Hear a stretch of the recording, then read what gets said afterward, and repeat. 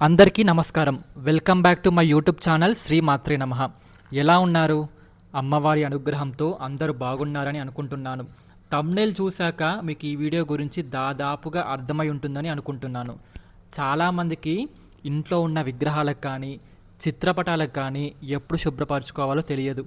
కాబట్టి వారందరి కోసం నేను ఈ వీడియోలో క్లియర్‌గా ఎప్పుడు శుభ్రపరచుకోవాలి, ఎలా శుభ్రపరచాలి అనేది చెప్తాను. కాబట్టి వీడియో మాత్రం ఎక్కడ కూడా స్కిప్ చేయకుండా లాస్ట్ వరకు చూడండి. రీసెంట్గానే ఇన్స్టాగ్రామ్లో 10,000 ఫాలోవర్స్ అయ్యారు. నన్ను ఇంతగా ఆదరిస్తున్న ప్రతి ఒక్కరికి నా మనస్ఫూర్తి కృతజ్ఞతలు తెలియజేస్తున్నాను.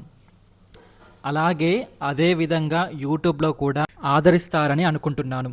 ఇప్పటి నుండి మన ఛానల్లో మన సనాతన ధర్మం గురించి, అలాగే వ్రతాలు, పూజలు ఎలా చేయాలి అనేది చెప్పడం జరుగుతుంది. విగ్రహాలు శుభ్రపరచాలి అని చెప్పేసి చాలామంది పితాంబరం వంటి పౌడర్స్, లిక్విడ్స్ యూజ్ చేస్తున్నారు. కానీ నిజంగా మనం పూజించే విగ్రహాలకి, ప్రాణప్రతిష్ఠ చేసిన విగ్రహాలకి ఎప్పుడు కూడా కెమికల్స్ వాడొద్దండి. ఎందుకంటే అందులో సాక్షాత్తు అమ్మవారు, స్వామివారు కొలువై ఉంటారు. కాబట్టి కెమికల్స్ వాడడం అంత సరైన పద్ధతి కాదు అని నా అభిప్రాయం. అదేవిధంగా నిమ్మరసం, నిమ్మ సోడా, ఉప్పు, బేకింగ్ సోడా వంటివి వాడుతూ ఉంటారు. అవి ఎందుకు వాడొద్దంటే ఒక్కసారి మీరు ఇంట్లోనే ఇవన్నీ కలిపి చూడండి ఏమవుతుందో. అది మొత్తం పొంగినట్టు అవుతుంది. దానిని మనం ఉపయోగించడం ద్వారా మన చేతులే మండిపోతాయి. అలాంటిది అమ్మవారి విగ్రహానికి అందులో అమ్మవారి శక్తి ఉంటుంది. కాబట్టి ఆ శక్తికి కూడా ఇబ్బంది కలుగుతుంది కదా మరి. అలాంటప్పుడు మనం దాన్ని ఎలా ఉపయోగించలేము. కెమికల్స్ కూడా ఎందుకు వాడొద్దంటే అవి ఎలా తయారు చేస్తారో తెలియదు. అందులో ఏమి ఉపయోగిస్తారో కూడా తెలియదు.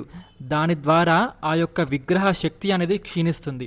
అందువల్ల ఇలాంటి కెమికల్స్ పౌడర్ వాడకుండా ఇంట్లోనే ఒక రోజు ముందు లేదా 3-4 గంటల ముందు చింతపండును నానబెట్టుకొని మిక్సీ పట్టుకొని పేస్ట్ లాగా చేసుకొని విగ్రహాలకి నెమ్మదిగా ఒక చంటి పిల్లాడికి మనం ఎలా అయితే స్నానం చేయిస్తామో అలా మెల్లగా పట్టిస్తే ఒక 10 నిమిషాలలో విగ్రహాలు చాలా చక్కగా మెరిసిపోతాయి.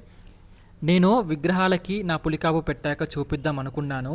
కానీ పెద్ద విగ్రహాలు ఉన్నాయి కదా, కొన్ని నియమాలు అయితే పాటించాలి. అమ్మవారిని అలా నేరుగా చూపించొద్దు కాబట్టి నేను వీడియో ఎక్కడ కూడా అప్లోడ్ చేయలేకపోతున్నాను. ఒక్కసారి మీరు ట్రై చేసి చూడండి. దాని రిజల్ట్ అనేది మీరే నేరుగా చూస్తారు. ఒకవేళ పూజ చేయని విగ్రహాలకి అంటే కొంతమంది షోకేస్లో పెడుతూ ఉంటారు బ్రాస్, కాపర్ ఐడల్స్ లాంటివి. ఆ విగ్రహాలకి మీకు నచ్చినట్టుగా పితాంబరం పౌడర్ కానీ, కెమికల్స్ కానీ ఏవైనా యూజ్ చేయొచ్చు. ఎందుకంటే వాటికి ఎటువంటి పూజలు కానీ, ప్రాణప్రతిష్ఠ జరగలేదు. కాబట్టి మీకు నచ్చినట్టుగా శుభ్రపరచుకోవచ్చు. అలాగే ఫోటోలు కూడా చాలామంది ఏం చేస్తూ ఉంటారంటే నీటితో కడిగేస్తుంటారు. అవి నీటితో కడగడం ద్వారా కొన్ని సంవత్సరాలకే పాడైపోతూ ఉంటాయి. కాబట్టి నీటితో కడగకుండా కేవలం ఒక తడి క్లాత్తో తుడుచుకొని వెంటనే మళ్ళీ పొడి క్లాత్తో తుడుచుకుంటే ఫోటోలు చాలా సంవత్సరాలు పాడవకుండా జాగ్రత్తగా ఉంటాయి.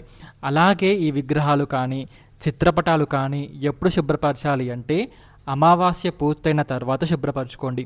ఒకవేళ అమావాస్య తర్వాత మంగళవారం కానీ, శుక్రవారం అయితే ఆ రోజు ఆగి మరుసటి రోజు విగ్రహాలని, చిత్రపటాలను శుభ్రం చేసుకోండి. ఇంకా ఏమైనా సందేహాలుంటే కామెంట్ బాక్స్లో అడగండి. తప్పకుండా సమాధానం ఇస్తాను. సర్వం లలితార్పణమస్తు.